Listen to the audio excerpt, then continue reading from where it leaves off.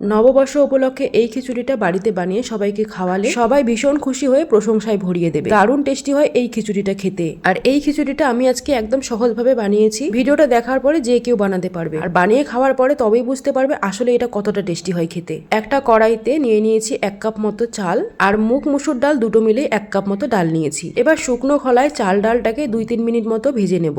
এইভাবে ভেজে নিলে না খুব সুন্দর একটা ঘ্রাণ বের হয়। তো চাল ডাল ভাজা হয়ে গেলে ভালো করে ধুয়ে এবার একটা কড়াইতে নিয়ে নিলাম। আমি আজকে মাটির কড়াইতে রান্নাটা করছি। এরপর দিয়ে দিলাম ছোট ছোট টুকরো করে নেওয়া একটা গাজর, একটা আলু, 1/2 কাপ মতো মটরশুঁটি, 1/2 কাপ মতো পেঁয়াজ কুচি, ঝাল বুঝে কাঁচা লঙ্কা।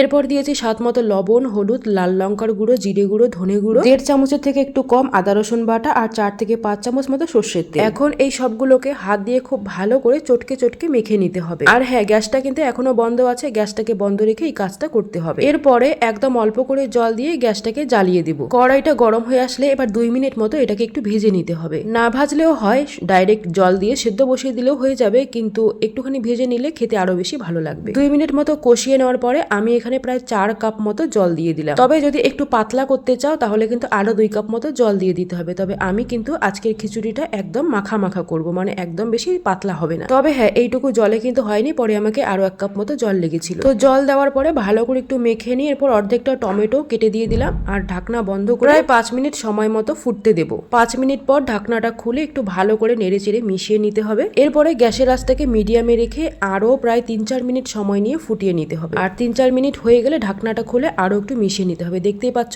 জল কিন্তু অনেকটাই কমে এসেছে, আর চাল ডাল প্রায় 50% মতো সেদ্ধ হয়ে গেছে। তো এখন এখানে 1/2 চামচ মতো গরম মশলা গুঁড়ো দিয়ে একটু ভালো করে মিশিয়ে নিয়ে একটা ঢাকনা দিয়ে ঢেকে গ্যাসের আঁচটাকে একদম লোতে করে দিয়ে প্রায় 7 থেকে 8 মিনিট মতো রান্না করে নিতে হবে। তো এই খিচুড়ির স্বাদটা বাড়ানোর জন্য এখন এদিকে একটা ফ্রাইং প্যান বসিয়ে দিয়েছি। প্যান গরম হয়ে আসলে এরপরে দিয়ে দিলাম সর্ষের তেল। তেল গরম হয়ে আসলে দিয়ে দেবো একটু মোটা করে কুচিয়ে নেওয়া পেঁয়াজ, 3-4টা কাঁচা লঙ্কা, টমেটো কুচিটাকে একটু মোটা রেখেছি, আর 3-4 টুকরো হাড় ছাড়া চিকেনকে ছোট ছোট টুকরো করে দিয়ে দিয়েছি। আর দিয়েছি 1/2 চামচ মতো আদা রসুন বাটা। এবার একটুখানি ভেজে নেওয়ার পরে দিয়ে দেবো শুকনো মশলা, তার মধ্যে স্বাদ মতো লবণ, হলুদ, লাল লঙ্কার গুঁড়ো, জিরে গুঁড়ো, ধনে গুঁড়ো, আর একটু গরম মশলা গুঁড়ো দিয়ে এবার এটাকে খুব ভালো করে রান্না করে নিতে হবে। তো এখন নিচের দিকে লেগে যাচ্ছে, সেই জন্য একদম অল্প করে জল দিয়ে চিকেন একদম প্রপারলি সিদ্ধ হওয়া পর্যন্ত রান্না করে নিতে হবে। আর যখন তেল ছেড়ে দেবে আর রান্নাটাও প্রায় হয়ে আসবে, তখন দিয়ে দেবো বেশ খানিকটা ধনেপাতা কুচি দিয়ে ভালো করে মিশিয়ে নিয়ে আরো 1 মিনিট মতো রান্না করে নেব। তাহলে এটা আমাদের একদম রেডি। আর দেখতেই পাচ্ছ কত সুন্দর মতো তেল ছেড়ে দিয়েছে। আর এতক্ষণে এদিকে আমাদের খিচুড়িটাও কিন্তু হয়ে এসেছে।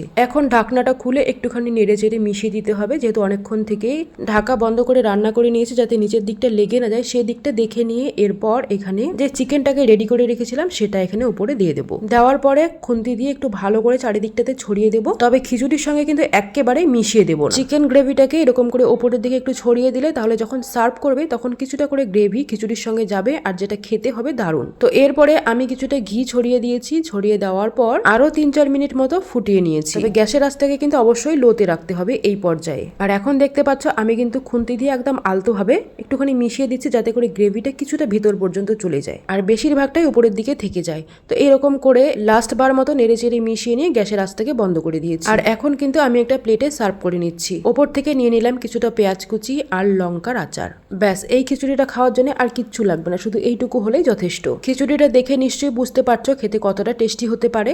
একদম কিন্তু খিচুড়িটা খেতে দারুণ টেস্টি হয়েছিল। বাড়িতে অবশ্যই একবার ট্রাই করে দেখবে। আমি কিন্তু একদমই বানিয়ে বলছি না, সত্যি বলছি খিচুড়িটা খেতে দারুণ টেস্টি হয়েছিল। তো যাই হোক, কেমন লাগলো তোমাদেরকে আজকের আমার রেসিপি অবশ্যই কিন্তু কমেন্টে জানিয়ে দিও। ভিডিও ভালো লাগলে একটা লাইক, কমেন্ট, শেয়ার করে দিও। আমার ফেসবুক পেজটাকে ফলো করে দিও। আর যারা ইউটিউব থেকে দেখছো ইউটিউব চ্যানেলটিকে সাবস্ক্রাইব করে দিও। সবাই খুব ভালো থেকো। দেখা হচ্ছে আরো একটা নতুন ভিডিওর সঙ্গে। ততক্ষণ অবধি টাটা।